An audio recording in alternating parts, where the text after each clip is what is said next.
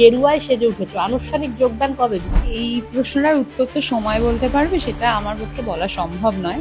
আজ আমাকে আমার মনে হয়েছে যে এই পোশাকটা বেশ ভালোই যাচ্ছে আমার সঙ্গে, তাই আজ আমি এই পোশাকটা পরে রয়েছি। এবং আমার ঘরের রং সেটাও তো অনেক বছর আগে, তো তার মানে কি তখন কি থেকে আমি বিজেপি করি? আমি আপাতত তৃণমূলে নেই, এটা পরিষ্কার। আমি কিন্তু কোনো পুলিশের মা বোন উদ্ধার করে গালাগালি দিইনি, আমি টাকা চুরি করিনি, আমার বিরুদ্ধে অ্যাজ সাচ কোনো বৃহৎ বড় ক্রাইম, যেটাকে ক্রাইম বলে দাগানো যায়, রেপ বলো, খুন বলো, তা পাওয়া যায়নি। যোগীজি এরকম মানে পয়েন্ট ব্ল্যাঙ্ক রেঞ্জ থেকে শুট আউট করে মারছে, তা আমার তো মনে হয় এরকম কাউকে দরকার যে শুট আউট করে মারুক। রেপিস্ট দেখলেই একদম গুলি করে মেরে দেওয়া উচিত। আমার মনে হয় এরকম ধারণায় যদি আমরা চলতে পারি, তাহলে পরবর্তী ক্ষেত্রে ক্রাইম রেট, এই ধরনের ক্রাইম রেট কমানোর জায়গায় আমরা যেতে পারবো। আজ আমার সঙ্গে রয়েছে তৃণমূলের বহিষ্কৃত নেত্রী রাজন্না হালদার। রাজন্না, বাংলা হান্টে স্বাগত। আজ দেখছি তুমি একদম গেরুয়ায় সেজে উঠেছো, আনুষ্ঠানিক যোগদান কবে বিজেপিতে? এই প্রশ্নটার উত্তর তো সময় বলতে পারবে, সেটা আমার পক্ষে বলা সম্ভব নয়। সেটা বিজেপি, তৃণমূল, সিপিএম, কংগ্রেস। তবে বাংলা হান্টকে আমার তরফ থেকে শুভ দীপাবলির শুভেচ্ছা, শুভ বিজয়া প্রত্যেক দর্শককে। না, তাও মানে এখন রাজনীতিতে মানে গেরুয়া শিবিরে কান পাতলেই শোনা যাচ্ছে যে তৃণমূলের বহিষ্কৃত নেত্রী একদম রাজন্না হালদার যোগদান একদম জাস্ট সময়ের অপেক্ষা। আমার থেকে যারা এগুলোর চর্চা করছে, আমার মনে হয় তারা ভালো উত্তর দিতে পারবে। আমি কি করে এই উত্তরটা এখন থেকে দিই? কাল কি হবে সেটা তো আমি জানি না। আমি আজটা বলতে পারি, আজ আমাকে আমার মনে হয়েছে যে এই পোশাকটা বেশ ভালোই যাচ্ছে আমার সঙ্গে, তাই আজ আমি এই পোশাকটা পরে রয়েছি। এবং আমার ঘরের রং সেটাও তো অনেক বছর আগের, তো তার মানে কি তখন কি থেকে আমি বিজেপি করি এরকম না। আমি যখন 11-12 পড়ি তখন থেকেই সেই রং। তো রং নিয়ে আমার মনে হয় না রাজনীতিটা ঠিক হবে। আচ্ছা, তো তুমি যখন সজল ঘোষের পুজোতে গিয়েছিলে, তো তখন বলেছিলে যে সজলদার সাথে আমার বাবার সম্পর্ক যখন কংগ্রেস ঘরানা থেকে। তো তোমার মানে তুমি রাজনীতি পরিবারের মেয়ে, তো সেক্ষেত্রে ওয়াই নট কংগ্রেস, কেন বিজেপি বাঁচছো? না, আমি তো এখনো বেছে নিইনি। না মানে শোনা তো যাচ্ছে যে বিজেপি, তো কংগ্রেসটা কেন নয় মানে? না, আমার থেকে তো কোনো কনফার্মেশন এখনো পর্যন্ত আমার মনে হয় না কোনো মিডিয়া চ্যানেলই পেয়েছে। তো এখনো তো এটা বলা খুব সহজ হবে না যে আমি বেছে নিয়েছি বিজেপি, কংগ্রেস বেছে নিইনি, বা তৃণমূল কে আর বেছে নিচ্ছি না। আমার বাকিদের থেকে শোনা কথা সেটাই সবাই বলছে। তবে এটা এরকম বিষয় নয় যে কংগ্রেসকে বেছে নেওয়া নয়, বিজেপিকে বেছে নেওয়া। আমি কালকের ওপর ভরসা করতে চাই। আমার কাছে আজটুকু রয়েছে, আমি আজটুকুকে ভালো করে কাটাই, তারপর কাল কি হবে আমার আজের ওপর নির্ভর করবে, এবং কালটাই আমার ভরসা। তো দেখা যাক, সেটা Congress, BJP, Trinamool, CPM, ISF. না, যদি বিজেপিতে যাও, কেন বিজেপি? সেটা মানে তো কেন? সেটা তো আমি যখন, যদি না, তাও কোনোদিন, একটা একটা তো মাইন্ডসেট থাকে, মানে সেটা সেটা কোন জায়গা থেকে বিজেপিকে ভালো লাগছে বলে মনে আমার হচ্ছে? মনে হয় আনুষ্ঠানিকভাবে যদি কোনোদিন যোগদান করি, যদি করি, তাহলে সেই দিনই আমি উত্তরটা দিতে পারবো। আজকে আমার পক্ষে এই উত্তরটা বলা উচিতও হবে না এবং সম্ভবও হবে না। আচ্ছা, যেটা আমি একটু আগেই বললাম যে বিজেপির অন্দরে কান পাতলেই শোনা যাচ্ছে যে রাজন্না হালদার নাকি এবার বিজেপিতে যাচ্ছে। তো আমি একটা প্রশ্ন করব যে আগেই যেটা দিয়ে তোমাকে পরিচয় করালাম যে তৃণমূলের বহিষ্কৃত নেত্রী, তো এই বহিষ্কার যদি তৃণমূল তুলে নেয় এবং একটা ভালো পদ তোমাকে এবং প্রান্তিক তোমার হাজবেন্ড তাকে দিয়ে দেওয়া হয়, তো সেক্ষেত্রে কি তুমি এই রাগ বা অভিমান যেটা দলের প্রতি হয়েছে সেটা কি কমে যাবে বলে মনে হয়? না, বহিষ্কৃত বলে অভিমান হয়েছে এরকম ব্যাপার নয়। একটা সময় পর এটা সম্পর্কের ক্ষেত্রেও হয়, এবং যে কোনো রকমের সম্পর্কের ক্ষেত্রে। তো দলটা তো সম্পর্কের জায়গা ছিল আমার কাছে। মান অভিমানটা না আস্তে আস্তে আর মান অভিমানের জায়গায় থাকে না, তখন একটা দূরত্ব তৈরি হয়। যেই দূরত্বটা আমার মনে হয়েছে কিছু কিছু ক্ষেত্রে দলের সঙ্গে তৈরি করা উচিত। শুধু বহিষ্কৃত হওয়ার জন্য এরকমটা কিন্তু নয়, বহিষ্কার পরবর্তী বিভিন্ন অ্যাক্টিভিটির জন্য। কেউ কাউকে পছন্দ হলো না, কারোর অ্যাক্টিভিটি বহিষ্কার করতেই পারে। তাও আমি আগেও বলেছি, আবারও বলছি, আমি কিন্তু কোনো পুলিশের মা বোন উদ্ধার করে গালাগালি দিইনি, আমি টাকা চুরি করিনি, আমার বিরুদ্ধে অ্যাজ সাচ কোনো বৃহৎ বড় ক্রাইম, যেটাকে ক্রাইম বলে দাগানো যায়, রেপ বলো, খুন বলো, তা পাওয়া যায়নি। এবং আমি জেলও খাটিনি। তো আমার বহিষ্কারের কারণটা ছিল আমি একটা শর্ট ফিল্ম বানিয়েছিলাম, এবং তারপর অনেকেই বলেছিলেন যে আমি শর্ট ফিল্ম বানিয়ে কি অস্কার পাবো, যে সেই শর্ট ফিল্মটা কেন বানাতে গেলাম। এখন অস্কার তো পাইনি ঠিকই, তবে একটা খবর দিই, সেটা হচ্ছে Egyptian American film festival, EAFF, সেখানে আমাদের শর্ট ফিল্মটি প্রদর্শিত হবে, দেখানো হবে, চিত্রায়িত হবে। খুব ভালো লাগছে। এটা তো অস্কার পাওয়ার মতো গর্বের বিষয় তো নয় যদিও, কিন্তু তাও তো গর্বের প্রথম ধাপ বলা যেতেই পারে।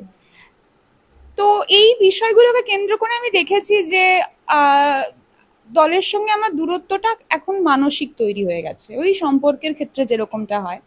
তো মানসিক দূরত্বে, যেখানে আমি দলকে চুজ করেছিলাম, দল আমাকে চুজ করেছিল, কিন্তু পরবর্তীতে আমি বুঝেছি দল আমাকে চুজই করেনি। এটা একতরফা ভালোবাসার মানে মতো ছিল। যাই হোক, মানে তোমার কথাতে পরিষ্কার যে অভিমানটা অনেকটা গুরুতর। তো সেক্ষেত্রে যেটা দেখা যায় সবসময় যে মানে তৃণমূলের তরফ থেকেই বলা হয় যে মমতা ব্যানার্জি একটা আবেগের নাম। তো সেক্ষেত্রে মমতা ব্যানার্জি যদি নিজে, কারণ এরকম তো দেখা গেছে শোভন চট্টোপাধ্যায়ের ক্ষেত্রে তিনিও দূরে, আবার তিনি দলে আসছেন, রাজীব ব্যানার্জির ক্ষেত্রে দেখা গেছে। তো তারা কিন্তু মমতা বন্দ্যোপাধ্যায় ডেকেছেন এবং তারা চলে গেছে। সেটা যদি, আমি সেটাই বলছি, তিনি যদি ডাকেন কি করে ফেরাবে না? হ্যাঁ, তিনি আগে ডাকুক, তারপর ডাক ফেরানোর বিষয়ে আমি ভাবনা চিন্তা করব, বা ডাক ফেরাবো কিনা সেই বিষয়ে ভাবনা চিন্তা করব। তবে আমি তো ওনাকে মায়ের দরজা দিয়েছিলাম, মায়ের জায়গা দিয়েছিলাম, আমি বলেও ছিলাম বিভিন্ন মঞ্চে মা। তো কোথাও না কোথাও গিয়ে আহ, পরবর্তী বিভিন্ন পদক্ষেপে বা ভাবনা চিন্তায় আমি আহত, মর্মাহত, কিছু সিদ্ধান্তে আমি আহত মর্মাহত ওনার। সেই জন্য হয়তো এখন পর্যন্ত ভাবিনি যে আমাকে ডাকলে কি হবে, বা আমাকে ডাকবে কি ডাকবে না। আমি এই মুহূর্তে ভাবনা চিন্তার জায়গায় নেই। আচ্ছা, যেটা শোনা যাচ্ছে একদম রাজনৈতিক মহলে গুঞ্জন, যে তুমি বিজেপি, এটা লোকসভার সময়ও যখন তোমাদের মধ্যে এই গন্ডগোলটা হয় তো দলের সঙ্গে, তখনও শোনা গিয়েছিল লোকসভায় নাকি প্রার্থী করা হতে পারে রাজন্না হালদারকে, এবং সুকান্ত মজুমদার এবং আরো বড় নেতৃত্বদের সঙ্গে, রাজ্য নেতৃত্বদের সঙ্গে কথাও হয়ে গিয়েছিল তোমার। কিন্তু ইদানিং যেটা শোনা যাচ্ছে সেটা তুমি, তোমার এই বাড়ি যেখানে সোনারপুর দক্ষিণ থেকে তুমি প্রার্থী হতে চলেছো বিজেপির, এটা কতটা সত্যি? না না না, একদমই নয়। কেন আমি ভ্রান্ত খবর দিয়ে কাউকে ভ্রান্ত ধারণার মধ্যে ফেলবো? একদমই এটা নয়, এরকম কোনো খবর আমার কাছে নেই, এবং আমার মনে হয় এরকম কোনো রটনা বাইরে সমাজ বান্ধবে না থাকলেই আমি খুব খুশি হব। এরকম বিষয় একেবারেই নয়, যার যেটা প্রাপ্য সে সেটা পাবে। তো আমার মনে হয় না এই ধরনের ধারণা এখন থেকে যদি আমি মার্কেটে ছড়িয়ে দিই, এটা তো মার্কেটে ছড়িয়ে দেওয়ার মতোই এটা বিষয়, ক্যাচি লাইন হবে বেশ আর কি। তো আমার মনে হয় সেটা ভুল হবে, এটা উচিত নয়। তো যদিও, যদি তোমাকে প্রার্থী করা হয় সোনারপুর দক্ষিণ থেকে, তোমার নিজের এলাকা থেকে, মানে তুমি কতটা আত্মবিশ্বাসী থাকবে সেক্ষেত্রে? কারণ তোমার অপোজিটে যিনি আছেন, রয়েছেন এখনো, লাভলি মৈত্র, তিনি কিন্তু অনেকটাই কাজ করেছে এবং তিনি যথেষ্ট জনপ্রিয়। যথেষ্ট জনপ্রিয়, টিভি সিরিয়ালের আহ, খ্যাত মুখ, এবং আমরা ছোটবেলায় সত্যি ওনার সিরিয়াল দেখতাম, অবশ্যই জনপ্রিয়। হ্যাঁ, মানে সেখানে নিজেকে কিভাবে টক্কর দেবে? আগে টক্কর দেওয়ার পরিস্থিতি আসুক, তখন তো সব স্ট্র্যাটেজি বলবো, এখনই যদি বলে দিই তাহলে কি করে হবে? এরকম কোনো বিষয় নেই। আমি এখন এই মুহূর্তে দাঁড়িয়ে টক্করের মতো ভাবনা চিন্তা দেওয়ার জায়গাতেই নেই, কারণ সোনারপুরের মানুষ শেষ কথা বলবে। সোনারপুরে যেই দাঁড়াক, সেটা বিজেপি থেকে দাঁড়াক, তৃণমূল থেকে দাঁড়াক, সিপিএম থেকে দাঁড়াক, ISF থেকে দাঁড়াক, সোনারপুরের মানুষ দিনের শেষে তারা কতটা নিরাপদে আছে তার উত্তর সোনারপুরের মানুষ দেবে। কতটা আহ, খুন খারাপ কম হচ্ছে, কতটা ক্রাইম রেট কম আর রয়েছে, কতটা রাস্তা তৈরি হচ্ছে, কতটা জল নিকাশি ব্যবস্থা আগের থেকে ভালো হয়েছে কিনা, তার উত্তর তো মানুষ দিতে পারবে। সোনারপুরের মানুষ হিসাবে আমি আমার উত্তর আমার ভোট বাক্সে দিয়ে দেব। আমি চাই যে আগামী দিনে সাধারণ মানুষ সেই উত্তরটা দিক। এক্ষেত্রে কারো স্ট্র্যাটেজি কি তার উপর ডিপেন্ড করবে না, মানুষের সহজ সরল মন যেদিকে যাবে সেটাই ডিপেন্ড করবে। একদমই। আরো যেটা বিষয়, যে তোমাকে দেখা গিয়েছে আরজি কর ইস্যুতে এবং হচ্ছে আরো যে ল কলেজের যে ইস্যুটা হলো সেখানে তুমি বিরুদ্ধে গিয়ে দলের বিরুদ্ধে গিয়ে কথা বলেছো। তো এখন যেটা শোনা যাচ্ছে যে তুমি তোমার মানে বিজেপিতে একটা যোগদানের মানে একটা জল্পনা তৈরি হয়েছে। তো সেক্ষেত্রে যেটা ইদানিং কালে দেখা গেল যে ইন্দোরে একটি ঘটনা তুমি বোধহয় জানো যে আন্তর্জাতিক ক্ষেত্রে সেই মানে ওখানকার যারা রয়েছে একজন বাইক আরোহী সে শ্লীলতাহানি করছে, মানে একদম বাইরের মানে গিয়ে তাদের মুখ পুড়ছে এই ক্ষেত্রে। তো এক্ষেত্রে ওখানে তো বিজেপির সরকার রয়েছে। তারপরে আরো যেটা এক জায়গায় শ্লীলতাহানির ঘটনা, তো মানে এগুলো এই যে মহারাষ্ট্রের ঘটনা, কি বলবো তাহলে মানে বিজেপিতে গেলে মানে একই তো মনে হচ্ছে। না, এইটা আমি আগেও বলেছি, দেখো নিবেদিতা দি, আমি আগেও বলেছি, এখনো বলছি, বিজেপি তৃণমূল হিন্দু মুসলিম বলে বিষয়টা নয়। বিষয়টা যে ঘটনাটা ঘটাচ্ছে সে কতটা মানুষ, এই নিয়ে আমাদের প্রশ্ন করা উচিত প্রথম। আর দ্বিতীয়, যে ঘটনাটা ঘটাচ্ছে তার বিরুদ্ধে কি পদক্ষেপ নেওয়া হলো, এই দুটো বিষয় খুব গুরুত্বপূর্ণ। এক্ষেত্রে আমার ব্যক্তিগতভাবে কিছু কিছু ক্ষেত্রে মনে হয়েছে যে যে ধরো বিভিন্ন সময় হাতরাস উন্নাওয়ের যে ঘটনা, সেই ঘটনাগুলোর তো আমরা তীব্র নিন্দা করেছি, তীব্র বিরোধিতা করেছি। তাহলে আমরা কামদুনির ঘটনারও তীব্র বিরোধিতা করব, নিন্দা করব, আরজি করের ঘটনারও তীব্র নিন্দা তীব্র বিরোধিতাই হবে। আর ল কলেজের ক্ষেত্রেও তাই হওয়া উচিত, বাঞ্ছনীয়।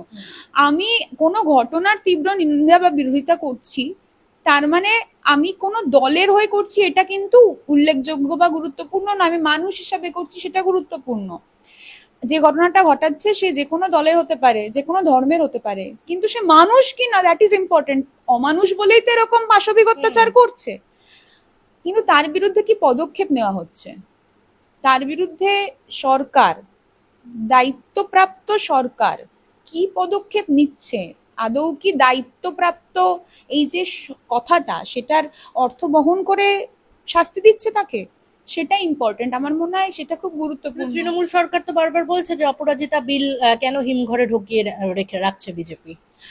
আমার এক্ষেত্রে একটা খুব স্পষ্ট প্রশ্ন রয়েছে। একটা বিল পাশ হবে, তারপর সেই বিল পরবর্তী সময়ে সেই বিলে অনুযায়ী তদন্ত চলবে, তারপর তদন্ত যতদিন চলবে তাকে আমাদেরই ট্যাক্সের টাকায় জেলে বসিয়ে রাখা হবে, খাওয়ানো হবে, পালন পোষণ করা হবে, তারপর দিনের শেষে 14 বছর ধরো, 10 বছর ধরো, 5 বছর ধরো তাকে বসিয়ে রেখে তারপর ডিসিশন নেওয়া হবে।